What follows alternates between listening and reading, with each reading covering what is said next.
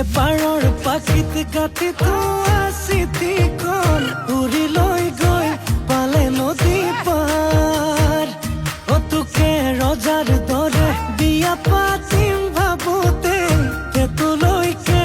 লাগিলে মোৰ ধাৰ এটাকে ভাবি পগল